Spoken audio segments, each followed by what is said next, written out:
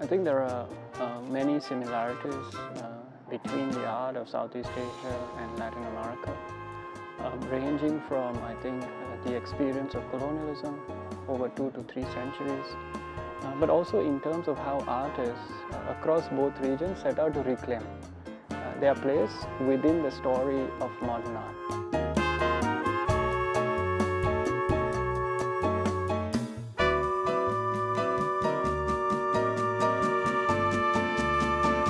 We realized that artists were not just connected across Southeast Asia and Latin America in terms of their solidarities.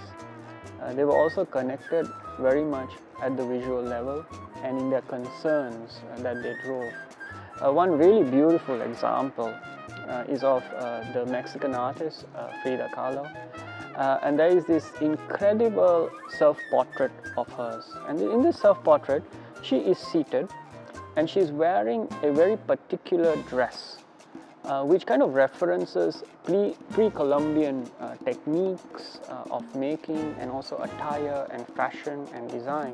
As we started looking at Southeast Asia, we discovered this incredible portrait by the Malaysian artist Patrick Ng. Pretty much painted at the same time.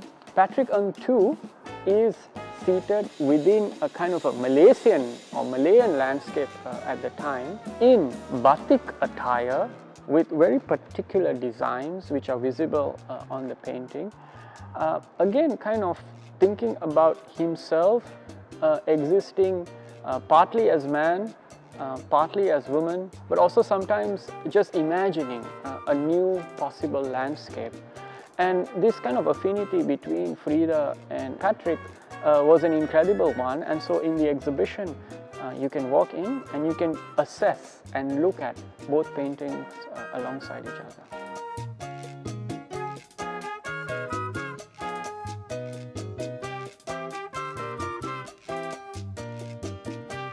One of the key challenges that emerged was, of course, the COVID-19 pandemic, partly because we couldn't travel to that part of the world and meet our friends. But we found ways to bridge this challenge by connecting with them over Zoom, but also kind of gathering publications, writings, essays, both historical and from the present day.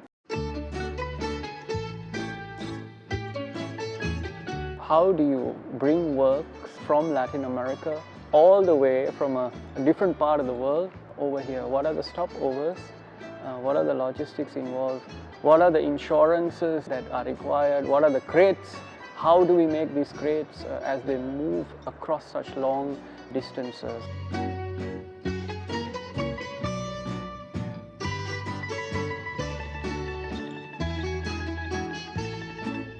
First, we worked with kind of designs made by the Brazilian architect Lina Bobardi in the 1960s and 70s.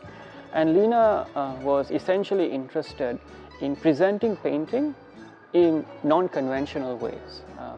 She refused to hang paintings on walls, and so the question was, how do you hang a painting if not on a wall? She had used locally sourced Brazilian wood, which eventually then Woha recommended to us that we use recycled timber from Singapore. It turns out that our fabricator for the project, Systems, had in their collection almost 16,000 planks, which were originally recovered from the legendary Jurong Shipyard in the 1980s. And so in a sense, this timber was waiting for its day in the sun, so to speak. And so all the structures are built using these recycled marine timbers from the Jurong Shipyard.